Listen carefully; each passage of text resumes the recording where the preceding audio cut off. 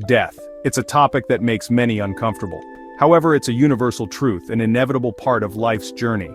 From the moment we are born, our bodies begin the intricate dance of life, growing, changing, and ultimately facing the natural process of death. While often perceived with fear and sadness, understanding the science of what happens after death can foster a sense of acceptance and wonder about the cycle of life. In the moments after death, a series of changes begin to take place. These changes are both fascinating and a bit unsettling as they mark the transition from life to death. With the cessation of heartbeat and breathing, oxygen supply to the body's cells stops. This lack of oxygen triggers a cascade of biochemical events that lead to the breakdown of cellular structures. Body temperature gradually drops until it reaches the surrounding environment. This is known as algor mortis, or the death chill. The rate at which the body cools can be influenced by various factors, including the ambient temperature, the clothing on the body, and the body's initial temperature at the time of death. Without circulation, blood settles in the lower parts of the body, a process called livor mortis, resulting in a purplish-blue discoloration of the skin. This discoloration can provide valuable information to forensic experts about the position of the body at the time of death and any subsequent movements. Rigor mortis, or the stiffness of death, sets in as a result of chemical changes in the muscles. This process begins when the body's supply of adenosine triphosphate, ATP, is depleted, causing the muscles to contract and stiffen. It typically begins a few hours after death, affecting the smaller muscles first before spreading to the larger ones. The process of rigor mortis can last anywhere from 24 to 84 hours, depending on environmental conditions and the physical state of the body. These early post-mortem changes are the first visible signs of the body's natural decomposition process. Decomposition is a complex and gradual process that involves the breakdown of tissues and the release of gases, leading to further changes in the body's appearance and structure. Understanding these changes is crucial for forensic investigations and can provide important clues about the time and circumstances of death. The first stage of decomposition, known as the fresh stage, begins almost immediately after death. Although not readily visible, microscopic bacteria in the digestive system start breaking down the body's internal organs. These bacteria, no longer kept in check by the body's immune system, proliferate and release gases, including methane and hydrogen sulfide, which contribute to the odor associated with decomposition. This stage typically lasts for a few days, depending on factors such as temperature and humidity. As bacteria continue to multiply and break down tissues, gases accumulate within the body, causing it to bloat. This stage, known as the bloat stage, is characterized by a distended abdomen and a strong, unpleasant odor. The skin may appear stretched and discolored, and fluids may seep from the body's orifices. The buildup of gases can create pressure, leading to the rupture of internal organs or the skin itself. The bloat stage usually lasts for several days to a week, but it can be influenced by environmental factors. Following the bloat stage is active decay, characterized by the most significant loss of body mass. During this stage, insects, primarily flies and beetles, are attracted to the decomposing body, laying eggs in its orifices and open wounds. The hatching larvae, or maggots, feed on the soft tissues, further breaking down the body. The combined action of bacteria, insects, and other scavengers rapidly reduces the body's mass, leaving behind bones, hair, and other indigestible materials. Active decay can last for several weeks to months depending on the environment and the activity of scavengers. Section 6. Fourth stage, dry remains. As decomposition progresses, the body eventually enters the dry remains stage, also known as skeletonization. By this point, most of the soft tissues have been consumed or decomposed, leaving behind primarily bones, hair, and dried skin. The remaining organic materials continue to break down at a much slower rate, eventually returning to the soil as nutrients. The time it takes for a body to reach the dry remains stage can vary significantly, from a few months in warm, humid climates to several years in cold, dry environments. Section 7. Environmental impact on decomposition. The environment plays a crucial role in the rate and process of decomposition. Various environmental factors can either hasten or delay the breakdown of organic matter, including human remains. Understanding these factors is crucial for multiple fields, including forensic science, ecology, and even archaeology.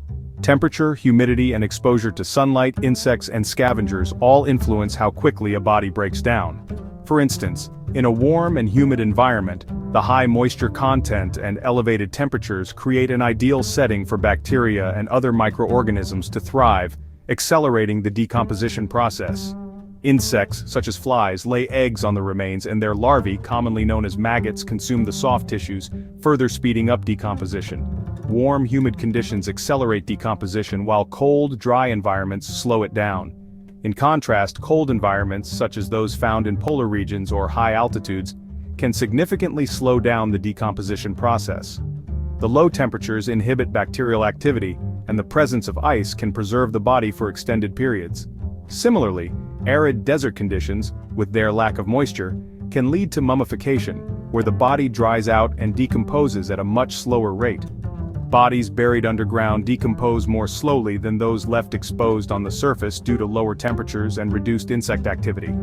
The soil acts as an insulating layer, maintaining a more consistent temperature and protecting the remains from scavengers.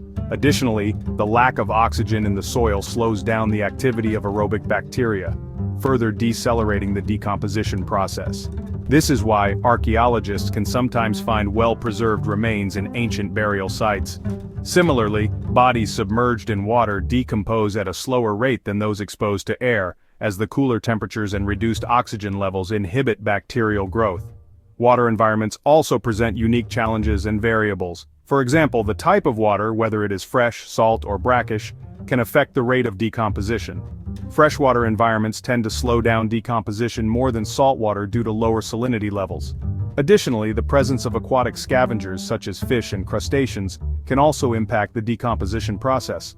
Understanding these factors is essential in forensic science, as it helps investigators estimate the time of death and gather evidence from decomposing remains.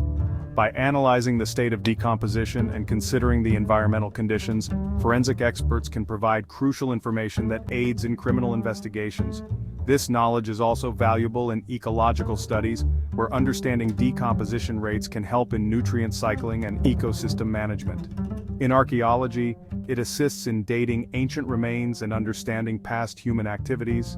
Therefore, the study of environmental impacts on decomposition is a multidisciplinary field with wide-ranging applications. Section 8.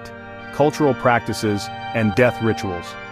Across cultures and throughout history, death has been acknowledged and ritualized in diverse ways. These practices not only honor the deceased but also provide comfort and structure for the living, helping communities to process grief and loss. From elaborate burial ceremonies to cremation practices, these rituals reflect societal beliefs, values, and spiritual understanding of death. They serve as a bridge between the living and the dead, often involving intricate ceremonies that can last for days or even weeks. In ancient Egypt, for example, the preservation of bodies through mummification was a complex process aimed at ensuring the deceased's safe passage into the afterlife. This involved removing internal organs, treating the body with natron, and wrapping it in linen. The elaborate tombs and pyramids built for pharaohs were designed to protect the mummified bodies and house their spirits for eternity. In contrast, some Buddhist traditions practice sky burial, leaving bodies exposed in designated areas for vultures and other scavengers to consume, symbolizing the impermanence of the physical body and the release of the soul.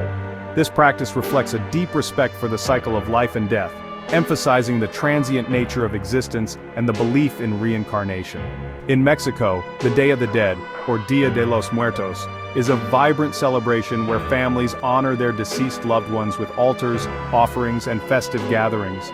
This tradition blends indigenous beliefs with Catholicism, creating a unique cultural expression that celebrates life and death as interconnected. In New Orleans, jazz funerals combine somber mourning with lively music, reflecting the city's rich cultural heritage.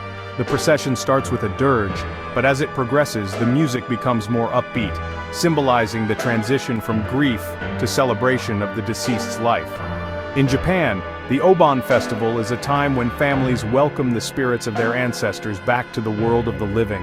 Lanterns are lit to guide the spirits, and traditional dances and ceremonies are performed to honor and remember the deceased. These diverse practices highlight the universal human need to find meaning in death and to honor those who have passed. They offer a glimpse into the rich tapestry of cultural beliefs and traditions that shape our understanding of life and the afterlife. Though often viewed with apprehension, death is an integral part of the natural world. It's the counterbalance to life, completing the cycle of growth, decay, and renewal. Understanding the biological processes that occur after death can foster a greater appreciation for the interconnectedness of all living things. While the death of a loved one brings sorrow and loss, acknowledging the natural decomposition process can provide a sense of perspective and acceptance, reminding us that death, like life, is a journey that ultimately connects us all.